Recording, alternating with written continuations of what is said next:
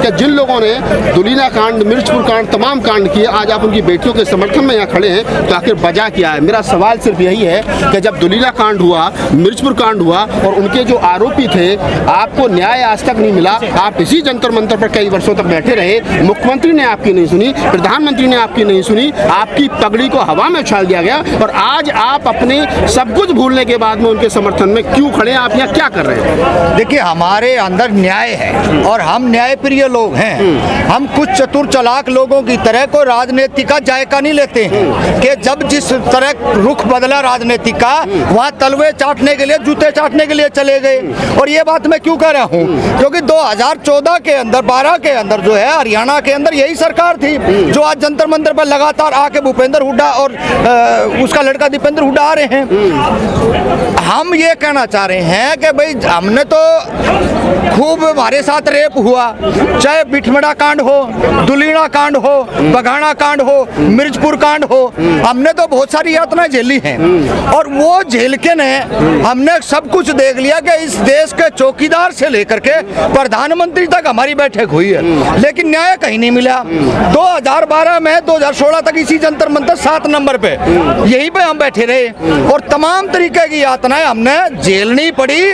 आखिरकार में उनके ऊपर भूपेंद्र हुड्डा के पास हम गए, मैं कहा साहब कम से कम एक FIR दर्ज करवा दो ताकि हम मान सम्मान से हमारे घर तो चले जाएं। 4 बेटियों के साथ रेप नहीं, गैंग रेप हुआ है। हिसार से बेटियों को उठाया जाता है और बठिंडा तक ले जाता है और जब बेटियों का पता चल गया, सरपंच के द्वारा पता चला कि बेटियां सुरक्षित है, तो हमने ये बात कही भाई है कहाँ बता दो, लेकिन उन्होंने होटलों के अंदर बच्चों को इतना टॉर्चर किया जबरदस्त। लेकिन चलो FIR हुई, FIR के बाद में इतना प्रेशर दिया, यहाँ चाहे हम महिला आयोग में जा लें, चाहे SC आयोग में जा लें, कहीं पर भी कोई सुनवाई नहीं हुई। आखिरकार में महिला आयोग से कुछ मदद जो मिलनी थी पीड़ित परिवार को वो मिली, लेकिन न्याय की जो आस और उम्मीद में जो ये पेड़ आप देख रहे हो ना, इन्हीं पेड़ों के लकड़ तोड़ तोड़ के और 4 साल तक यहाँ चूल्हा डाल के हमने रोटियां खाई हैं और 250 परिवार थे, वो 1-2 परिवार नहीं था, 250 परिवार, एक पतीले की दाल और एक तवे की रोटी खानी कोई छोटा खेल नहीं है। लेकिन उस आंदोलन को तोड़ने का काम भी ये पिछली सरकारों ने किया। लेकिन हम फिर कह रहे हैं आपके माध्यम से, ये बेटी देश की बेटी है, जो यह बार बार आता ना यहाँ कई पगड़ी बंद के आ रहे हैं, नुगे जाट फलाने जाट दखड़े पाट फलानी खा पंचायत दखड़ी खा पंचायत, इन बातों को भूल जाओ और सीधा सीधा है ये देश की बेटी है और देश की बेटियों के साथ में शोषण हुआ है। इसलिए हम जो लोग हैं आज इन देश की बेटियों के साथ में खड़े हैं कि ऐसी बेटी तो मारी थी और ऐसी बेटी आपकी है। माँ बेटी के साथ कोई भी सरकार अगर घिनौना हरकत करेगी वो बर्दाश्त करने लायक नहीं है। आपने कहा कि सरकार अगर घिनौनी हरकत करेगी तो वो देखने लायक नहीं। सवाल यहाँ यही खड़ा होता है कि खिलाड़ी तो वंदना कटारिया भी थी जो चमार कम्युनिटी से आती थी, हरिद्वार से, और उसने भारत के विश्व के इतिहास में पहली बार ओलंपिक में हैट्रिक मारी हॉकी में, महिला हॉकी में। उसके बाद में जब हॉकी टीम हार गई तो वो कौन से जातिवादी मानसिकता के लोग थे कि वंदना कटारिया के घर के सामने चमार चमार के नारे लगाए? क्या वो देश की बेटी नहीं थी? कितने लोग उसके समर्थन में खड़े हुए थे? जब देखिए ये बात कहने की नहीं है, आप भी जंतर मंतर पे 2012 से लगभग 14 से कवर कर रहे होगे और हम भी इसी जंतर मंतर पे हैं। मैं आज 12वां दिन है और रात को जो घटना हुई है वो पूरी देश के लोगों ने देखी भी है। किस तरीके से फोल्डिंग तो अंदर आ रहे थे, वो परमाणु नहीं आ रहा था। जब फोल्डिंग आने पे इस तालिबानी सरकार को, नरेंद्र मोदी को इतनी तकलीफ हुई, अमित शाह की पुलिस को इतनी तकलीफ हुई कि कम से कम इन बच्चों को बैठने के लिए गीला सब कुछ हो चुका था, उसके लिए होना चाहिए था। वंदना कटारिया के लिए जिन्होंने ये कदम नहीं उठाया वो आज आंख खोल के देख लो भाई। हम तो पहले भी कहते आए हैं आज बारी हमारी है तो कल तुम्हारी भी होगी। भाई ऐसी घटिया मानसिकता क्यों लेके बैठते हो आप लोग? ये घटिया मानसिकता नहीं रखनी चाहिए।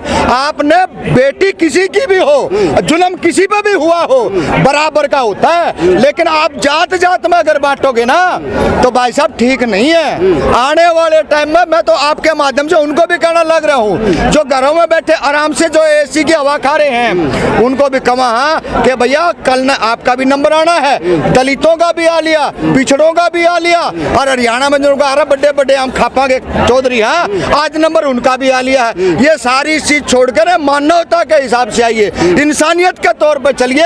और बार बार जो मंचों से कहा जाता है इस चीज पर विराम लगे। आपके माध्यम से कह रहा हूँ पूरे आपके यूरो को कि कभी भी रेप जैसी घटना पे, हत्या जैसे संगीन आरोपों पे इंसानियत की बात करनी चाहिए। और जितने जो गमछे डाल डाल के लोग आते हैं उनको भी पार्टी संगठन को अपने घरा खुट्टी पर टांग के आए और यहाँ बात करें कि इस देश के अंदर जब भी किसी के साथ जुल्म होगा, जब भी किसी पर अत्याचार होगा, हम लोग आपके साथ खड़े हैं। और हम कह रहे हैं कि सुप्रीम कोर्ट पे लोगों की आंख पर पट्टी बंध रही है, नुगरी सुप्रीम कोर्ट पे भरोसा है। अरे लाखों बेटियों के साथ गैंगरेप होता है देश में, कहाँ सुप्रीम कोर्ट सही हुई है? आज ही सुप्रीम कोर्ट की आंख खुली है क्या? और जब सुप्रीम कोर्ट ने कह भी दिया कि गिरफ्तार करो, पोस्को एक्ट में मुकदमा दर्ज हो गया, भाई फिर क्यों नहीं वो कर रहे हो? तो ये तो महाराज से भी बुरा हाल है। नहीं, आप ये तो महाराज से भी बुरा हाल है। आप ये कह रहे हैं कि जो शोषण, जो अत्याचार हरियाणा में तमाम जगह आप लोगों ने जिन जातियों के आधार पर सहा, आप उस शोषण अत्याचार को भूल करके मिर्चपुर, गुहाना, तमाम जो घटना है उनको भूल करके आप उसके बावजूद भी इन लोगों के साथ खड़े हो। तो मेरा सवाल वही फिर बनता है कि आप जो इन लोगों के साथ खड़े हो, क्या उम्मीद के साथ खड़े हो? क्या ये एकाकी भाईचारा बनेगा हरियाणा के अंदर? बिल्कुल, मैं तो कह रहा हूँ भाईचारे के लिए आए हैं। मैंने 11 महीने फरीदाबाद से मिर्चपुर कांड में, फरीदाबाद से हिसार के अंदर 11 साल मुकदमा झेले और 3 महीने जेल में रहा। मिर्चपुर के जो दलित परिवार थे उनको सिर्फ हमने सरकार, हुड्डा सरकार से एक ही बात कही थी कि भाई इन बच्चों का राशन की व्यवस्था यहाँ कर दो और इनकी स्कूल की पढ़ाई की व्यवस्था यहाँ कर दो। हमने कोई जमीन जायदाद नहीं मांगी थी, कोठी बंगला नहीं मांगा था। भाई गाँव में अगर ये लेने जाएंगे दंगा होगा, मार पिटाई हो सकती है, बड़ी घटना हो सकती है। उसी बात को लेकर 14 लोगों के ऊपर देशद्रोह का मुकदमा दर्ज हुआ हमारे ऊपर और उस मुकदमे को हमने झेला। लेकिन शर्त रख दी उसमें भी सरकार ने, ये पिछली सरकार ने शर्त क्या रखी कि आप जेल से तो आपको छोड़ देंगे लेकिन आप धरने का समर्थन नहीं करोगे। भाई हमारे पर राजद्रोह लगी थी, 120 भी थी। हमने कहा कोई बात नहीं है क्योंकि कम से कम इससे फंडा तो छूटे।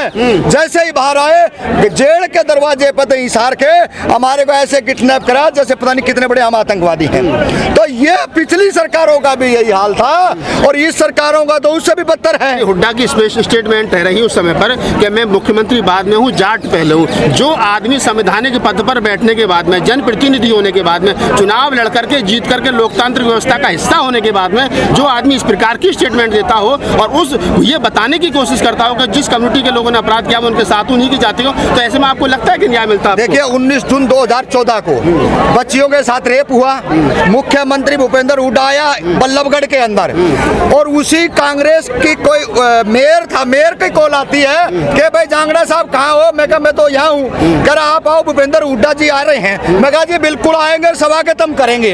जब हम वहाँ जाते हैं और मुख्यमंत्री को पहला व्यक्ति मैं हूँ हरियाणा के अंदर जो मुख्यमंत्री हुड्डा को काले झंडे दिखा करके वहाँ से भगाया और दोबारा जिंदगी के अंदर जैसे हमारे साथ में जब रेपिस्टों के बच्चों के मुकदमा दर्ज तक उसने नहीं होने दिया, भविष्य में कभी मुख्यमंत्री वो नहीं बन सकता है। बेशक आ जाओ, सुभाने के लिए आ जाओ, राजनीतिक समझाने के लिए आ जाओ, लेकिन बेटियों के लिए आप अपनी पार्टी और संगठन घर खुट्टी पर टांग के आए और कहे ताकतवर है। 2016 के अंदर रोहतक में किस तरीके से आपने जवानों को, फौजियों को भगाया था, उसी तरीके से आज तमाम लोगों को कहना चाहता हूं आपके माध्यम से, जो जो जाति है, जो जो धर्म के लोग हैं, वो सारे के सारे यहाँ जाओ जंतर मंतर पे।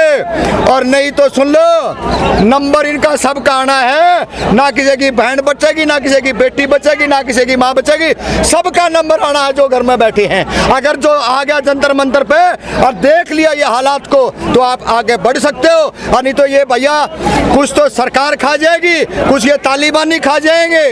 इनसे बच के रहना पड़ेगा हम लोगों को। दलितों का कहीं सम्मान नहीं है, पिछड़ों का कहीं सम्मान नहीं है। उनके बेटियों के साथ रोज रेप होते हैं, रोज गैंग रेप होते हैं। इसीलिए कहता हूँ हम तो फिर भी कहीं ना कहीं जख्म को घूट घूट पी गए। अरे आज तो आ जाओ, हम तो खड़े हैं जंतर मंतर पे और जाएंगे नहीं खिलाड़ियों को छोड़ के, इन बहनों को छोड़ करके जाएंगे नहीं। छाती पर गोली खाने के लिए बैठे हैं, कल मारते अभी मार दो।